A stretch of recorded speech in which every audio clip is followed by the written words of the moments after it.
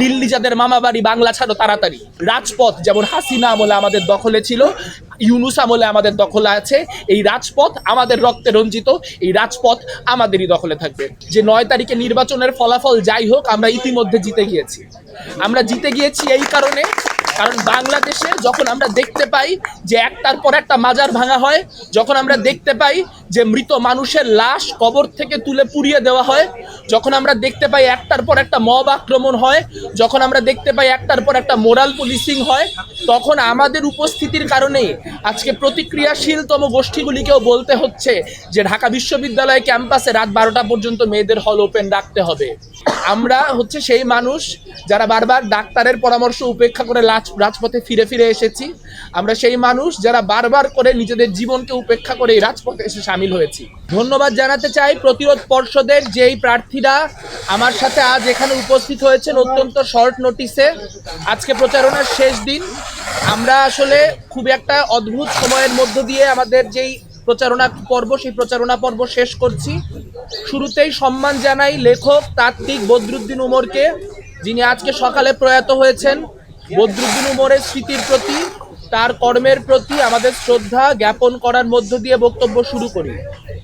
আপনারা জানেন যে গত 1 তারিখে মূলত ভর্তি হই হেলথ অ্যান্ড হোপ নামক একটি প্রাইভেট হসপিটালে, যেখানে আসলে আমি পেটের ব্যথা নিয়ে ভর্তি হওয়ার পরে জানা যায় যে আমার অ্যাকিউট অ্যাপেন্ডিসাইটিস আছে। এবং আমার যখন এই অ্যাপেন্ডিসাইটিসের, আপনারা জানেন যে অ্যাপেন্ডিসাইটিসের নানান রকম চিকিৎসা হয়, তার মধ্যে সাধারণত যেই পদ্ধতিতে চিকিৎসা করা হয় লেপারোস্কোপির মধ্য দিয়ে, সেই পদ্ধতিতে চিকিৎসা করলে সাধারণত একজন মানুষ 2 থেকে 3 দিনের মধ্যে নড়াচড়া করতে পারেন বা তিনি মুভ করতে পারেন। কিন্তু আমার দুর্ভাগ্য যে আমার ফুসফুসজনিত সমস্যার কারণে সেটি সম্ভব হয়নি। এবং আমার অ্যাকিউট অ্যাপেন্ডিসাইটিসের যে সার্জারি, সেই সার্জারি করতে গিয়ে আরও আবিষ্কৃত হয় যে আমার অন্ত্রে একটি বিশেষ ধরনের সিস্ট আছে। এটিকে যে মেডিকেল সায়েন্সের ভাষায় মেকেলস ডাইভার্টিকুলাম বলা হয়। সেই সিস্টটির উপর এক ধরনের সার্জারি করা হয় এবং আরও অনেকগুলি সিস্ট পাওয়া যায়। এবং একই সঙ্গে দেখা যায় যে আমার লিম্ফ নোড যেগুলি ছিল সেগুলি ফুলেছিল, যার ফলে আমাকে একটি বিস্তর সার্জারি করতে হয়। সাধারণত এই জাতীয় সার্জারির ক্ষেত্রে ইনফেকশনের সম্ভাবনা প্রথম 5 দিন থাকে। আপনারা হিসাব করলে বুঝতে পারবেন আজকে 5ম দিন, অর্থাৎ আমার যেই রিস্ক পিরিয়ড, সেই রিস্ক পিরিয়ড শেষ হয়নি। অন্তত প্রথম 10 থেকে 12 দিন এই ক্ষেত্রে সম্পূর্ণ বেড রেস্টে থাকা ডাক্তারদের নিয়ম। কিন্তু আমি একরকম ডাক্তারদের অমতেই আজকে শারীরিকভাবে কথা বলতে সক্ষম হওয়া এখানে চলে এসেছি। এটি অন্য কোনো বড় পরিবর্তন ঘটাবে কিনা তা আমরা জানি না, কিন্তু আমার আসার জায়গাটি খুব সিম্পল। আমার সহযোদ্ধারা গত 5 দিন আমার অবর্তমানে আমার হয়ে যেই লড়াই করে গিয়েছেন, যেভাবে শেষ মানুষটি পর্যন্ত তাদের যে প্রচারণা, সেই প্রচারণা পৌঁছে দিয়েছেন, সেই জায়গা থেকে একটি কৃতজ্ঞতার জায়গা থেকে, সহযোদ্ধার যেই জায়গা, সেই জায়গা থেকে আজ আমি উপস্থিত হয়েছি তাদের প্রতি কৃতজ্ঞতা জানাতে। এবং আমার এই উপস্থিতি যদি আমার সহযোদ্ধাদের মনে এক ফোঁটাও লড়াইয়ের প্রেরণা যোগায়, তাহলে সেটি আমার জন্য একটা বিশাল প্রাপ্তি। এবং সেটি যাতে আমার সহযোদ্ধাদের মধ্যে সেই লড়াইয়ের বোধ যাতে আমি সঞ্চার করতে পারি, সেটি সেই জায়গা থেকে আসলে এই ঝুঁকিটি নেওয়া এবং আজকে এখানে এসে উপস্থিত হওয়া। ভোটারদেরকে যা বলার অতীতেই বলা হয়েছে, ভোটারদেরকে নতুন করে কোনো কিছু বলার নাই। অনেক ধরনের সমালোচনা খুব নিয়মিতই হয়, সমালোচনাতে ভেঙে পড়ার বা আহত হওয়ার কোনো রকম জায়গা নেই। তবে যেই সমালোচনাটি খুবই হাস্যকর লাগলো সেটি হচ্ছে যে আসলে নির্বাচনী মাঠে এরকম একটি সময় আমি থাকছি না, কারণ হচ্ছে আমার আমি ইচ্ছাকৃতভাবে থাকছি না বা পরাজয় মেনে নিয়ে থাকছি না। আমরা হচ্ছে সেই মানুষ যারা বারবার ডাক্তারের পরামর্শ উপেক্ষা করে রাজপথে ফিরে ফিরে এসেছি। আমরা সেই মানুষ যারা বারবার করে নিজেদের জীবনকে উপেক্ষা করে এই রাজপথে এসে সামিল হয়েছি। রাজপথে আমাদের অক্সিজেন, কাজে রাজপথে আসলে আমাদের কোনো ক্ষতি হয় না, রাজপথে আসলে আমাদের উপকার হয়। আজ লড়াইয়ের শেষ দিন, একরকম 7 তারিখে প্রচারণার শেষ দিন। আমাদের যে সহযোদ্ধারা, প্রতিরোধ পর্ষদের যে সহযোদ্ধারা, তাদের প্রতি একটা কথাই বলতে চাই যে 9 তারিখে নির্বাচনের ফলাফল যাই হোক, আমরা ইতিমধ্যে জিতে গিয়েছি।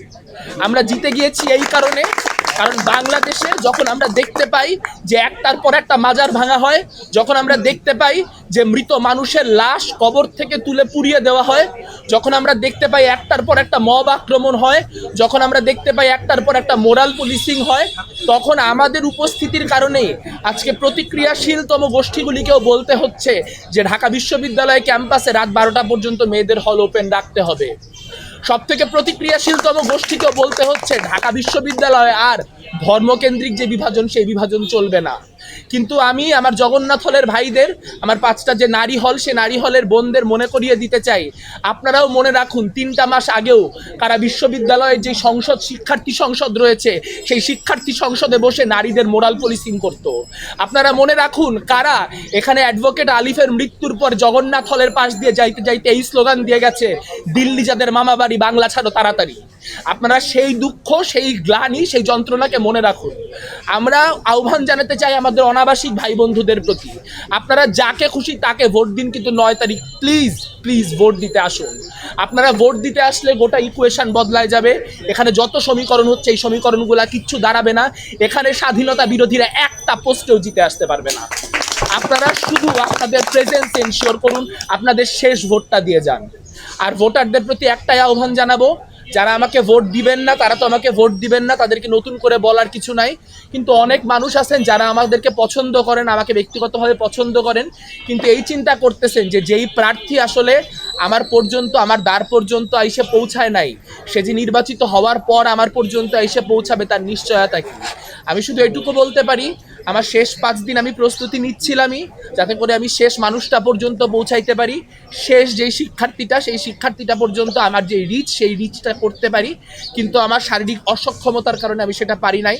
আমি সেই ব্যর্থতার দায় মাথা পেতে নিচ্ছি, কিন্তু একই সঙ্গে এই অনুরোধটা করছি, যদি আপনি মনে করেন সামনের দিনের যেই পরিস্থিতি, সেই পরিস্থিতিতে শিক্ষার্থীদের লড়াইয়ের জন্য উপযুক্ত জিএস ক্যান্ডিডেট আমি, উপযুক্ত প্রার্থী আমাদের প্রার্থীরা, তাহলে প্লিজ আমি আপনার পর্যন্ত শারীরিকভাবে পৌঁছাইতে পারি নাই, এই কারণটুকুতে অন্তত আমাকে আপনার ভোট বঞ্চিত করেন না।